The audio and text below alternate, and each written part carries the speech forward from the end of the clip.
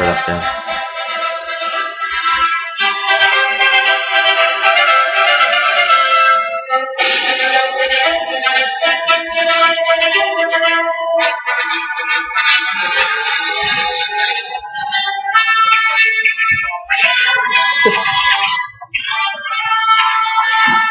We figured we needed intro music for us because we were here.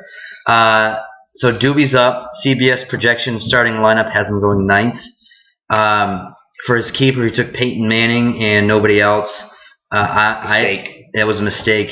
But there was only one keeper. I'm an idiot. Not that it was a mistake necessarily to keep Manning because he was a beast. I don't have a problem with him taking Manning because he was a beast. Personally, maybe I would have taken Peterson. He's projected to have 600 points this year. 600. Ridiculous.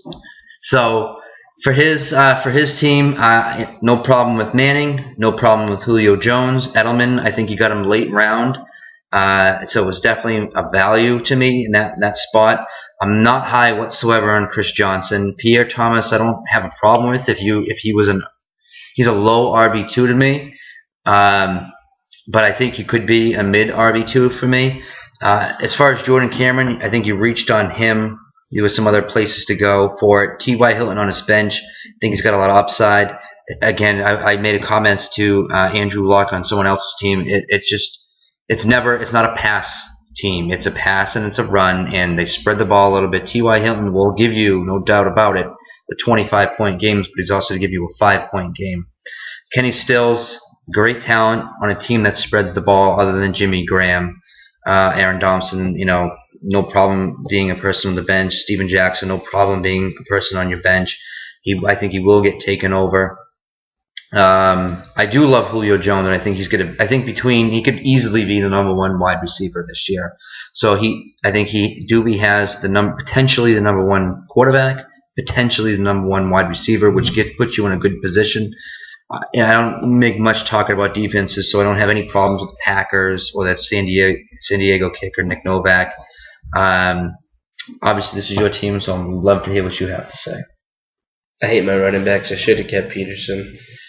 I didn't like what was left in the draft when it came my turn around the snake. Chris Johnson, You pissed Lynx off with that pick. Pierre Thomas will have a week or two where he's good. I'm not really pumped up about my running backs, but to bookend them, I got Darren Sproles and Danny Woodhead, points per reception, running back extraordinaires. So weekly, I can switch those guys in and out. T.Y. Hilton and Stills, they're more like matchup guys. Hakeem Nicks could come back, although I hate his guts because he's the biggest puss bag in the world. Didn't he shoot himself in the foot or something? No, that's Plaxico. Oh. Hakeem Nicks basically sold out the last year of the Giants and basically half screwed their season. But he's looked good in preseason with Andrew Luck. Jordan Cameron is absolute beast. I think with Jordan Cameron too, he was a beast when Brian Hoyer, the first 4 games of the season last year, he was a beast with Brian Hoyer. So as long as Hoyer's in there, I think there's a lot of upside for Jordan Cameron. And so it's not Gordon's not in. He's the main target. All offense goes through him. I don't see the problem with that spot. Normally, I wouldn't pick the tight end till the late round, but he was just too high a guy ranked there. I don't know. I think sheer force of will, 2nd or 3rd place in my division this year. And I have to recant some of my original statements. I must think the ugly division is terrible because I don't think I put anyone in the playoffs. No one's making it from that division. All of them coming from. No, I put Hare as a strong edge in that one. Hare didn't even pick his team, and the other guys were Hare. So I think Hare it's a tight battle between. I'm going to give the edge to Nigeli, but I was going to say it's a tight battle between him and Gallagher. By the way, have you watched any Hard Knocks lately? No. I've got Julio Jones, who every time he comes up for a highlight in the series, in the show, his coach is cream on the table. And then Steven Jackson I told you I like Jones. Is doing bent rows with 200-pound dumbbells. The guy's a running back.